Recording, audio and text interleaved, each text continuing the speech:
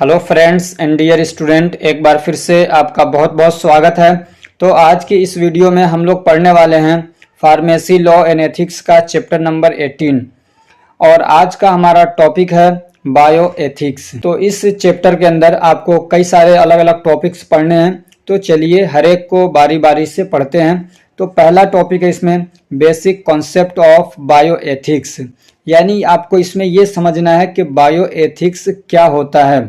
और यहाँ से क्वेश्चन भी ऐसे ही पूछ सकता है 2 नंबर का या 3 नंबर का कि right A short note on basic concept of bio ethics and history of bio ethics, इस टाइप से क्वेश्चन बना सकता है एक।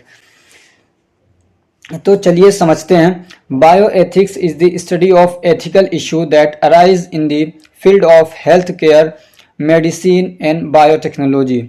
It is concerned with the biological research and application about what is right or wrong, good or bad, just or unjust in relation to human life and health. सबसे पहले आप ये ध्यान रखिए कि इसके अंदर बायो आ रहा है, ठीक है ना। बायो का मतलब हो गया लाइफ और एथिक का मतलब आप कई बार समझ चुके हैं, यानी जो हमारा एक व्यवहार होता है, अच्छा व्यवहार, उसको हम लोग बोलते हैं एथिक्स, ठीक है। तो अब बायो से रिलेटेड हमारा क्या व्यवहार है उसी के बारे में स्टडी करना, पढ़ना और उसके रिगार्डिंग जो मैटर, जो इशू अराइज होते हैं उनको हैंडल करना, समझ में आ रही बात, वो होता है बायो एथिक्स, ठीक है। किसी भी तरीके से कोई रिसर्च या कोई दवा, कोई ट्रीटमेंट, कोई हेल्थ केयर सिस्टम, कुछ भी अगर वो हमारे लाइफ से रिलेटेड है तो उसमें क्या एथिक्स अप्लाई होंगे, क्या उसके रूल और रेगुलेशन है, क्या सही है और क्या गलत है, क्या करना चाहिए क्या नहीं करना चाहिए। कहीं ऐसा तो नहीं है कि किसी ह्यूमन बॉडी के पार्ट को क्या कहते हैं डिसरिस्पेक्ट किया जा रहा है, उसको ह्यूमिलेट किया जा रहा है। सारी जो चीज़ें हैं जो कि बायो से रिलेटेड हैं और वो एथिकल कैटेगरी के अंदर आती हैं, तो उन सब चीज़ों के बारे में स्टडी करना, उसको हम लोग बोलते हैं बायो एथिक्स। तो बायो एथिक क्या है, ये स्टडी करते हैं हम लोग इसमें एथिकल इशू के बारे में, ठीक है ना। एथिकल इशू के बारे में जो कि अराइज होते हैं, यानी जो कि निकल के आते हैं मैटर्स, किस फील्ड में, हेल्थ केयर के फील्ड में या दवा वगैरह इलाज करने के फील्ड में या बायोटेक्नोलॉजी के फील्ड में जो बायो एथिकल मैटर्स या इशू उभर के आते हैं, उन्हीं के बारे में स्टडी करना, उसको सॉल्व करना, उसके लिए कुछ गाइडलाइंस बनाना, उसके लिए कुछ लिमिट वगैरह तय करना कि क्या चीज़ें करेंगे क्या नहीं करेंगे।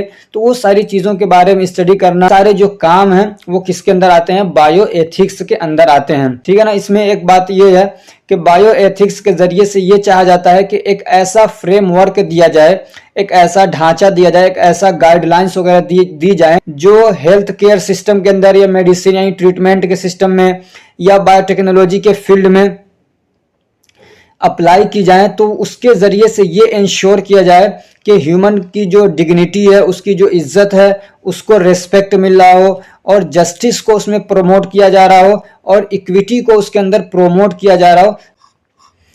अब इसमें एक टॉपिक पूछा है आपके सिलेबस के अंदर, हिस्ट्री ऑफ बायो एथिक्स, और इसमें कई सारे पॉइंट्स हो सकते हैं, 2-3 पॉइंट्स अगर आप याद कर लेते हैं तो काफ़ी आपके लिए। जो बायो एथिक की हिस्ट्री है ये बहुत पहले से चली आ रही है, ऐसा नहीं कि मतलब अभी जल्दी ये शुरू हुई है, बल्कि आप पुराने ज़माने में भी देखेंगे, बल्कि पहले देखा जाए तो और ज़्यादा मतलब रिस्पेक्ट वगैरह दिया जाता था लाइफ से रिलेटेड। हाँ, ये है कि उसके लिए कुछ रिटर्न गाइडलाइंस नहीं थे, कुछ रूल रेगुलेशन नहीं बने थे, लेकिन ये चला आ रहा है बहुत पहले से। क्योंकि ऐसा नहीं है कि जो मोरलिटी है, एथिक्स हैं, जो अच्छे व्यवहार हैं वो अब शुरू हुए हैं, वो बहुत पहले से चले आ रहे हैं। तो ह्यूमन के बॉडीज के जो पार्ट्स हैं, उसकी जो प्राइवेसी है, उसको बहुत पहले से ही रिस्पेक्ट दिया जा रहा है। ये याद रखिएगा कि जो मॉडर्न अभी बायो एथिक्स है वो कब शुरू हुआ, मिड 20th सेंचुरी यानी 20वीं सदी के अंदर ये समझिए अच्छे तरीके से शुरू हुआ कि उसको लिखा गया, कुछ लोगों ने मीटिंग की, एक पूरी कमेटी बनाई गई उसके रिगार्डिंग, समझ में आ रही बात। तो ये कब शुरू हुआ, 20वीं सदी के बीच में ये शुरू हुआ। जो मॉडर्न बायो एथिक्स है यानी जो रूल और रेगुलेशंस बनाए गए हैं, तो इसके लिए कौन सा इवेंट था कि उसको मतलब ट्रिगर किया कि जिसकी वजह से उसको बनाया गया। तो कह रहे हैं उसमें जो मोस्ट सिग्निफिकेंट इवेंट है वो है न्यूरमबर्ग ट्रायल्स। ये याद रख लीजिएगा, न्यूरमबर्ग ट्रायल्स जो है ये क्या है, एक सिग्निफिकेंट इवेंट है मॉडर्न बायो एथिक्स के डेवलपमेंट के लिए बनाए जाने के लिए। ये न्यूरमबर्ग ट्रायल्स क्या है, तो ये जब सेकेंड वर्ल्ड वॉर हुआ था तो उसमें क्या बहुत सारे लोग जख्मी हुए थे, बहुत सारे लोग उसमें मारे गए, तो क्या कहते हैं जो कैदी बनाए गए और जो क्या कहते हैं उसमें कटे पीटे लोग हैं, जिंदा भी हैं, तो उनके साथ में ना बहुत बुरा व्यवहार किया गया एक तरीके से नाजी रेजिमेंट की तरफ से। जो नाजी गवर्नमेंट थी, जो हिटलर की सरकार थी, उन्होंने क्या किया, बहुत गलत व्यवहार किया ह्यूमन बॉडीज के साथ में, जो कैदी पकड़े गए उनके साथ में, उसमें जख्मी लोग थे उनके साथ में, उनका सही से मतलब क्या कहते हैं इलाज नहीं किया और उनके ऊपर ना उल्टे सीधे एक्सपेरिमेंट वगैरह किए गए। तो ये सारी जब चीजें हुई, ये जो इवेंट है ना कि बहुत बड़ी तादाद के साथ में गलत व्यवहार किया गया, एथिकल मॉरल वैल्यूज को सामने नहीं रखा गया, एकदम जानवरों जैसा उनके साथ व्यवहार किया गया। तो ये जो एक इवेंट था ना, इसने पूरी दुनिया को झिंझोड़ के समझिए रख दिया है। तो in the late 1960s the concept of brain death was introduce which raised question about the definition of death and ethic of organ donation. ये कह रहे हैं कि 1960 के दहाई में एक कॉन्सेप्ट आया ब्रेन डेथ के बारे में, ठीक है ना, कि ये जो आदमी का ब्रेन है वो जैसे आदमी मर गया तो उसका अभी ब्रेन नहीं मरता है, समझ में आ रही बात। ये कॉन्सेप्ट आया तो वहां से एक बहस ये भी छिड़ी कि जो आदमी मर गया है उसके मान लीजिए आंखें अभी सही हैं, उसके लीवर सही हैं, ऐसे मान लीजिए उसका हार्ट अभी सही है, तो उनको क्या निकाल के डोनेशन किया जा सकता है कि नहीं किया जा सकता है। इसमें बहुत सारे रिलीजियस मैटर भी थे, ठीक है। तो उन सब चीजों को सामने रखते हुए कुछ रूल और रेगुलेशन बनाए गए और एथिक्स को भी सामने रखा गया कि किस टाइप से मतलब इसके साथ में हमको बिहेव करना है। ऑर्गन डोनेशन है उसको क्या मतलब ऐसे ही आजादी दे दी जाए कि जो चाहे निकाल ले, जो चाहे जैसा करे, तो उसके लिए कुछ एथिकल रूल्स वगैरह बनाए गए। तो वहां से भी एक हिस्ट्री इसकी मिलती है। यही जो मैटर है इसने क्या किया, this led to the development of the first bio ethic committee. कह रहे हैं 1970 के दहाई में कुछ और भी फील्ड हैं जो बायो एथिक्स के अंदर जुड़ गए और बायो एथिक क्या हुआ और एक्सपेंड हो गया। उसमें के जैसे कि रिप्रोडक्टिव राइट्स है, यानी बच्चा पैदा करने का राइट किसको है, नहीं है, ठीक है ना, यानी ये कि हर एक आदमी को उसको राइट है और वो कितने बच्चा पैदा करे इसका राइट किसको होना चाहिए, तो ये भी एक मैटर था, ठीक है। तो ये भी उठा, तो इसको भी बायो एथिक के अंदर जोड़ा गया। ऐसे जो जेनेटिक जो टेस्टिंग है इसके अंदर समझिए पूरा एक बायो डेटा निकल के आ जाता है आदमी का, इसको भी बायो एथिक्स के साथ जोड़ा गया। ऐसे ही end of the life care, यानी ये कि कोई ऐसा बीमार है जिसके बारे में ये डिक्लेयर हो गया कि ये अब ठीक नहीं हो पाएगा, ठीक है ना, उसकी बीमारी ऐसी है कि ऐसा लग रहा है कि अब ये ठीक नहीं हो पाएगा, बहुत दिनों तक ये परेशान रहेगा, इसमें जूझता रहेगा, तो उसका जो ट्रीटमेंट वगैरह चल रहा है उसको रोकने का अधिकार है कि नहीं है, ठीक है, उसको रोकने का अधिकार है या नहीं है, या अपनी वो लाइफ को खत्म करना चाहता है तो उसका अधिकार उसको है कि नहीं है, या किसको है। तो ये सारे जो मैटर्स थे तो इसको भी बायो एथिक्स के साथ जोड़ा गया, उसके लिए भी कुछ रूल और रेगुलेशन बनाए गए। अब यहाँ पे एक फेमस केस आया था, क्रेन एंड क्विनलन, ये एक केस आया था जिसने इस मैटर को यानी एंड ऑफ लाइफ केयर को बहुत ज्यादा मतलब फेमस कर दिया था। और ये केस क्या था कि एक लड़की थी 21 साल की जिसका नाम था क्रेन एंड क्विनलन, ठीक है। तो इसने कुछ शराब वगैरह पिया, उसके साथ में कोई और इंग्रेडिएंट लिया, तो ऐसा हुआ कि वो कोमा में चली गई। जो कोमा था उसको परसिस्टेंट वेजिटेटिव स्टेट करार दिया गया, ये भी एक टाइप का कोमा होता है, ठीक है। तो जब उस कंडीशन में चली गई, कोमा में रहती थी वो, उसके घर वाले, उसके पापा और उसके मम्मी और पापा ये चाहते थे कि मतलब अब इसको क्या कहते हैं इलाज वगैरह छोड़ दिया जाए और ये मर जाए तो अच्छा है, चूंकि ये डिक्लेयर हो गया कि अब तो ठीक होगी नहीं है। तो यहाँ तो जो हॉस्पिटल वाले थे वो कह रहे थे नहीं हम नहीं छोड़ सकते इसको, जब तक कि ये मर ना जाए तब तक हम नहीं छोड़ेंगे इसको, ये मतलब उसको मशीन लगी हुई है, वेंटिलेटर पे है, हम नहीं छोड़ सकते इसको जब तक कि ये मर ना जाए। तो अब ये मैटर ना कोर्ट के अंदर पहुंच गया, तो फिर वहां पे पूरी उसकी बहस चली और समझिए एक नेशनल लेवल पे एक डिबेट भी छिड़ गया। क्या कोई आदमी ऐसा है जो मतलब बीमार है और इस कंडीशन में, तो क्या उसको खुद से मरने का उसको राइट है कि नहीं है, या उसके जो फैमिली मेंबर्स हैं उनको ये राइट है कि नहीं है, समझ में आ रही बात। तो उसको फिर राइट मिला और उसको उस वेंटिलेशन से और उससे हटाया गया। उसके बाद भी वो लड़की ना बाहर मतलब नॉर्मल कंडीशन में उसको रखा गया, उसके बाद भी वो 9 साल तक जिंदा रही, समझ में आया। तो ये एक फेमस पूरा हिस्ट्री आप जाके विकिपीडिया पे पढ़ सकते हैं, ठीक है। तो 1970 के अंदर भी कुछ इश्यूज उठे, ठीक है। ये 2 स्टोरी आप अगर याद कर लेते हैं तो आपका एक काफी बड़ा नोट हो जाएगा इसकी हिस्ट्री के ऊपर, ठीक है। इन 1980s and 1919 advance in biotechnology raised new ethical issues, और 1980 और 1990 के दहाई में जब बायोटेक्नोलॉजी कुछ और एडवांस हुई तो वहां पे कुछ और एथिकल इश्यू भी निकल के आए, जैसे कि क्लोनिंग एंड जेनेटिक इंजीनियरिंग। तो क्लोनिंग क्या होता है, जैसे कि मान लीजिए आपका जेनेटिक मटेरियल है जो उसी की एकदम सेम कॉपी बना दिया जाए, समझ में आ रही बात। यानी मान लीजिए मेरे अंदर मेरे जेनेटिक के साथ जैसा ही एक दूसरा जेनेटिक मटेरियल बना दिया जाए तो वो होता है क्लोनिंग। ठीक है, ऐसे जेनेटिक इंजीनियर, ऐसे ही क्या है जेनेटिक इंजीनियरिंग वगैरह है। तो ये कुछ नई चीजें थी जो कि बायो से रिलेटेड थी। तो फिर क्या कहते हैं, ये कुछ मैटर्स उठे जो कि एथिकल इश्यूज थे, जो बायो एथिक्स से रिलेटेड थे। ठीक है, तो ये कब उठे थे, 1980 और 1990 के अंदर। चूंकि आपको हिस्ट्री देखना है, ठीक है ना। और एक प्रोजेक्ट था human genome project which mapped the entire human genome, led to discussion about the ethic of genetic testing based on the genetic information. तो ये जो एक प्रोजेक्ट बनाया गया था, यानी ह्यूमन के अंदर जो जेनेटिक मटेरियल्स हैं उस पर बहुत डिटेल स्टडी की गई और उस पर पूरा मतलब एक रिसर्च किया गया। तो उसके अंदर ये डिस्कशन भी आया कि जो जेनेटिक टेस्टिंग वगैरह है या जेनेटिक इंफॉर्मेशन है उसके रिगार्डिंग एक पूरा डिस्कशन हुआ। उसके लिए फिर रूल और रेगुलेशन बनाए गए। तो मान लीजिए हमने पुरानी हिस्ट्री पढ़ ली, क्या क्या हुआ। लेकिन ये जो बायो एथिक्स का जो फील्ड है, ये आज भी मतलब ना इसमें नई नई चीजें आती जा रही है, नई नई चीजें जुड़ती जा रही है। तो नए नए क्वेश्चन और नए नए मैटर भी एथिकल और नए नए एथिकल मैटर भी उठते जा रहे हैं। जैसे कि स्टेम सेल रिसर्च आ गया, ऐसे क्या कहते हैं रिप्रोडक्टिव, जैसे क्या है असिस्टेड रिप्रोडक्टिव टेक्नोलॉजी। तो ये जो क्या कहते हैं बायो एथिक्स है, इसके रिलेटेड जो मैटर है ये हमेशा उठते रहेंगे और आज भी उठ रहे हैं। ठीक, तो ये पुराने जमाने से चलता आ रहा है और आज भी जारी है और हम आगे भी ऐसे ही चलता रहेगा, कुछ मैटर्स उठते रहेंगे। अब इसके लिए जरूरत ये थी कि कुछ रूल और रेगुलेशन बना दिए जाएं, कुछ गाइडलाइंस और कुछ प्रिंसिपल्स बना दिए जाएं, ताकि जो अगर कोई मैटर उठता है, कोई इश्यू होता है, तो उन प्रिंसिपल्स को, उन रूल्स को सामने रखते हुए उस मैटर को सॉल्व किया जा सके। तो क्या है वो प्रिंसिपल्स, उसी के बारे में हम लोग पढ़ेंगे। अब principle of bio ethics, 4 main principles हैं बायो एथिक्स के। ठीक है ना। हिस्ट्री देखिए, ये हिस्ट्री थी, हिस्ट्री पढ़ने में और पढ़ाने में मुझे बिल्कुल मजा नहीं आता है। ये 4 मेन प्रिंसिपल्स हैं, इसको आप ध्यान से पढ़ लीजिएगा। ठीक है ना। जो हिस्ट्री है उसमें तो आप कुछ भी बना के लिख दीजिए, 2 कहानी मैंने बता दी उसको आप सामने रखेंगे, लिख देंगे, चल जाएगा। लेकिन ये प्रिंसिपल के जो 4 पॉइंट्स हैं इसको जरूर याद रखिएगा, बाकी आप खुद बना लेंगे। तो सबसे पहला क्या है, रिस्पेक्ट फॉर ऑटोनॉमी, यानी जो ऑटोनॉमी है उसको रिस्पेक्ट करना है। This principle emphasize the importance of respecting the decision and choice of individuals, यानी कोई भी आदमी है अपने लिए उसका जो डिसीजन है, जो चॉइस है, उसको रिस्पेक्ट करना, उसको इम्पोर्टेंस देना, ये हर एक आदमी का राइट होता है। तो ये कह रहे हैं रेस्पेक्ट फॉर ऑटोनॉमी। ठीक है ना। It involves providing patient with information to make informed decision about their medical care. तो ये कह रहे हैं कि अगर आप किसी पेशेंट के साथ में मेडिकल केयर कर रहे हैं, उसका ट्रीटमेंट वगैरह कर रहे हैं, तो उसके लिए आप जो डिसीजन लेने जा रहे हैं तो उसके बारे में पहले आप बताएंगे पेशेंट को, या पेशेंट अगर इस काबिल नहीं है तो उसके जो जिम्मेदार लोग हैं उनको आप बताएंगे। ठीक है ना। ये यानी उसके मेडिकल केयर के बारे में या कोई रिसर्च उसके ऊपर करने जा रहे हैं तो उससे पहले आपको बताना पड़ेगा डिसीजन लेने से पहले। ठीक है।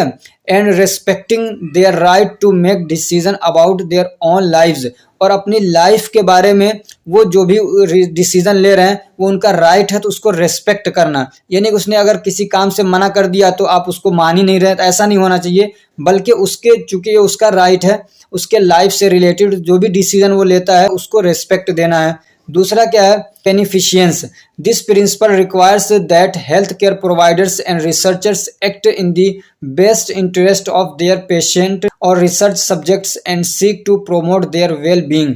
ये जो प्रिंसिपल है ये क्या कहता है, ये क्या एम्फेसाइज करता है, ये कहता है कि जो भी हेल्थ केयर प्रोवाइडर्स हैं या जो रिसर्च करने वाले लोग हैं, तो उनको चाहिए कि मतलब वो क्या है पूरे इंटरेस्ट के साथ में काम करें, बहुत अच्छे से काम करें अपने पेशेंट के लिए, या जो रिसर्च जिसके ऊपर वो रिसर्च कर रहे हैं, जो भी सब्जेक्ट है उसमें वो मतलब मन लगा के काम करें। और उनको इस बात को ख्याल रखना है कि ज़्यादा से ज़्यादा वो क्या है वेल बीइंग को, यानी समझिए ट्रीटमेंट को अच्छे से अच्छा कर सकें। यानी कि किसी का ट्रीटमेंट कर रहे हैं या कोई रिसर्च कर रहे हैं और लापरवाही से कर रहे हैं, वो मर गया बेचारा, तो ऐसा नहीं होना चाहिए।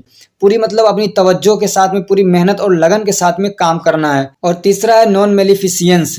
तो ये क्या है, this principle require that health care provider and researchers avoid causing harm to patient. ये प्रिंसिपल क्या कहता है कि जो भी हेल्थ केयर प्रोवाइडर है या रिसर्च करने वाला है, तो उसको ये पूरी कोशिश करनी है कि कोई भी नुकसान पेशेंट को ना पहुंचे। ठीक है ना। उसको ऐसे काम से अवॉइड करना है, बचना है जिससे किसी पेशेंट को नुकसान पहुंच सकता है।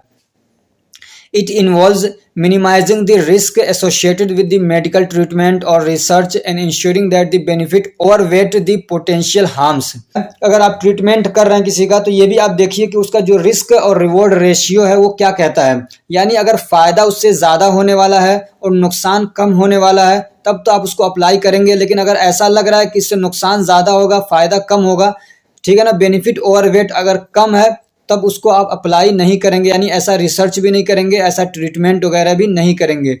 और चौथा जो रूल है वो है जस्टिस। कोई भी पेशेंट है, चाहे मालदार है, चाहे वो गरीब है, चाहे वो किसी भी कास्ट से है, चाहे वो किसी भी धर्म से है, चाहे वो काला हो, गोरा हो, वो मर्द हो, औरत हो, कुछ भी हो, इस सब चीज़ों को न देखते हुए, पेशेंट की ज़रूरत को देखते हुए ट्रीटमेंट करना है। अगर रिसर्च करना, कुछ भी करना है, तो इस मैनर से काम करना है, ठीक है ना। ये सारी चीज़ें जो मतलब ऊंच नीच वाली हैं, या किसी के साथ में नाइंसाफ़ी हो जाए, किसी को ज़्यादा केयर किया जा रहा है, किसी को कम केयर किया जा रहा है, मालदारी को देख के, गरीबी को देख के, तो ये सारी चीज़ें नहीं होनी चाहिए। ये इसका क्या है, चौथा प्रिंसिपल है, जस्टिस।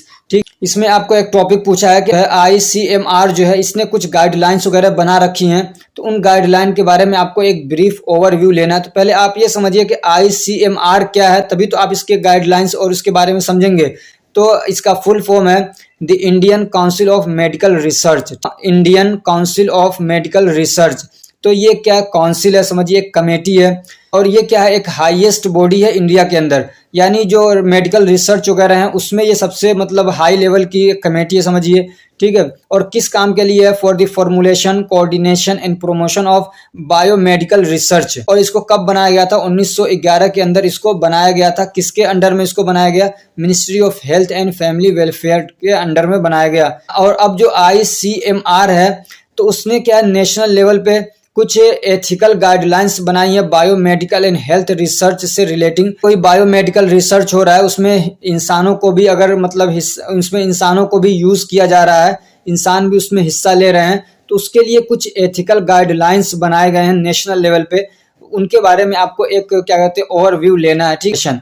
अब वो रूल और रेगुलेशन तो बहुत सारे हैं, तो उसमें जो कुछ की प्रिंसिपल्स हैं, कुछ की पॉइंट्स और प्रोसीजर हैं उस गाइडलाइन के, वो क्या है, उनके बारे में थोड़ा सा हम लोग देख लेते हैं। सिर्फ 2 ही पीरियड का आपका ये चैप्टर था और काफ़ी लंबा हो चुका है। तो सबसे पहला क्या है, informed consent. This guidelines emphasize the importance of obtaining informed consent from the participant before they are enrolled in the research study। ये कह रहे हैं कि अगर किसी भी इंसान के ऊपर कोई रिसर्च आप करने जा रहे हैं, तो सबसे पहले आप उसकी रजामंदी मालूम करेंगे कि वो आदमी इसके लिए राज़ी है कि नहीं। उसको बताएंगे बाकायदा कि आपके ऊपर इस टाइप की रिसर्च की जा रही है, की जाने वाली है, क्या आप इसके लिए तैयार हैं, क्या आप खुद राज़ी हैं। अगर वो राज़ी होता है तब उसके ऊपर कोई भी क्या कहते हैं मेडिकल रिसर्च किया जाएगा, ठीक है। दूसरा है रिस्क बेनिफिट असेसमेंट। ये रूल क्या कहता है कि अगर आप कोई रिसर्च कंडक्ट करने जा रहे हैं जिसमें इंसानों को जिसमें के इंसान भी क्या है पार्टिसिपेंट हैं, हिस्सा ले रहे हैं, तो उसमें आप ये देखेंगे कि रिस्क और बेनिफिट का पोटेंशियल क्या है, यानी रिस्क ज़्यादा है या बेनिफिट ज़्यादा। अगर बेनिफिट ज़्यादा है तभी आप उसको कंडक्ट करेंगे उस रिसर्च को, वरना तो नहीं करेंगे, ठीक है। तीसरा इसके अंदर जो प्रिंसिपल वो क्या है, प्राइवेसी एंड कॉन्फिडेंशियलिटी। दोनों का मतलब तकरीबन एक ही है। यानी ये कि ये गाइडलाइंस क्या बताता है कि जो भी पार्टिसिपेंट्स हैं जो रिसर्च में हिस्सा ले रहे हैं, स्टडी के अंदर हिस्सा ले रहे हैं, तो उनकी जो प्राइवेसी है उसका ख्याल रखा जाए, उसकी प्राइवेसी को क्या कहते हैं सीक्रेट रखा जाए। मान लीजिए कोई नपुंसक है, तो अब ये नहीं कि आप उस पर रिसर्च करने जा रहे थे और पूरी दुनिया में फैला दिया उसके बारे में, तो ये नहीं होना चाहिए। उसके चाहे कोई भी राज हो उसको छुपाना है, ठीक है। उसके बाद क्या है, इसमें एक ये पॉइंट नंबर 4 होना चाहिए था, ये 3 हो गया 2 बार। चौथा क्या है, एथिकल रिव्यू। तो ये कह रहे हैं कि कोई भी रिसर्च अगर होने जा रही है किसी इंसान के ऊपर, तो सबसे पहले जो क्या कहते हैं इंडिपेंडेंट एथिक कमेटी है, ठीक है ना, जो एथिक कमेटी बनी हुई है हर कंट्री के अंदर, तो उससे पहले आप परमिशन लेंगे और उसको पूरी बातें बताएंगे कि हम इस टाइप की इसके ऊपर रिसर्च करने जा रहे हैं, ये साइंटिफिक टेक्निक यूज़ करेंगे। तो सारी चीज़ों जब उनके बताएंगे तो उसके बाद वो असेस करेंगे, यानी उसको देखेंगे, एनालाइज करेंगे कि ये सारी चीज़ें ठीक है कि नहीं है, ये सारे काम एथिकल है कि नहीं है, एथिकल गाइडलाइंस के अंदर आते हैं कि नहीं आते हैं। फिर उसके बाद वहाँ से परमिशन मिलने के बाद ही फिर वो रिसर्च कंडक्ट किया जाएगा। चौथी चीज़ क्या है, वुल्नरेबल पॉपुलेशन। इसका मतलब क्या है, special consideration must be given to vulnerable population such as children, pregnant women, persons with disabilities who may be at the greater risk of the harm in research studies।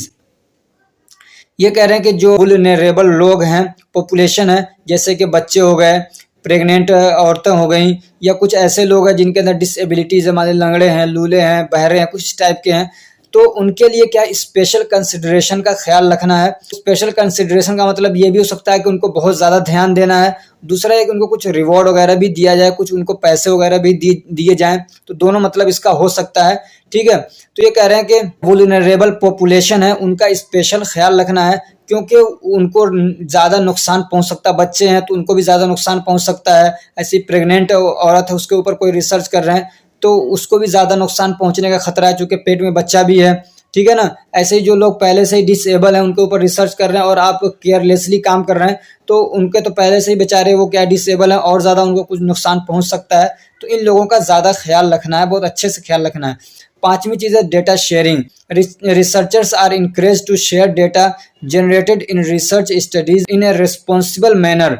एक तो जो रिसर्च करने वाले लोग हैं उनकी ये जिम्मेदारी बनती है कि जो भी डेटा उनको रिसर्च के टाइम पे मिला है उसको रिस्पॉन्सिबल तरीके से क्या है शेयर करेंगे। यानी मान लिया किसी अधिकारी को भेजना है या किसी कमेटी को भेजनी है कोई डेटा, तो ये नहीं कि ऐसे भेज रहे हैं कि दूसरे लोग फेसबुक पे भेज दिया ऐसे ही सीधे, अब सब लोग उसको ले रहे हैं, तो कह रहे हैं ऐसे नहीं, बल्कि ऐसे तरीके से भेजेंगे कि जिसको आप भेजना चाह रहे हैं सिर्फ उसी को पहुंचे, ताकि जो जिनके ऊपर रिसर्च वगैरह की गई है उनकी जो प्राइवेसी है उसको मेंटेन किया जा सके। तो ये जो गाइडलाइंस हैं ये एक फ्रेमवर्क देती हैं, फ्रेमवर्क समझिए एक ढांचा देती हैं जिसके ज़रिए से क्या है हम लोग एथिकल स्टैंडर्ड को मेंटेन कर सकते हैं मेडिकल रिसर्च के अंदर, जो कि इंसानों से रिलेटेड है। इंडिया के अंदर ये रूल्स वगैरह बनाए गए हैं। तो ये जो आपका चैप्टर था काफ़ी मतलब बोरिंग टाइप का लग रहा होगा, मज़ा नहीं आया होगा, मुझे भी मालूम है।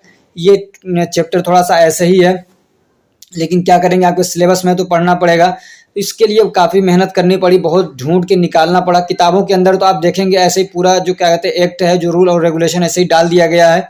ठीक है ना, तो अगर ये हमारी कोशिश आपको अच्छी लग रही है तो वीडियो को लाइक करिए, चैनल को सब्सक्राइब करिए और अपने फ्रेंड्स को भी शेयर करिए ताकि वो भी इससे फ़ायदा उठा सकें। Thank you so much for watching.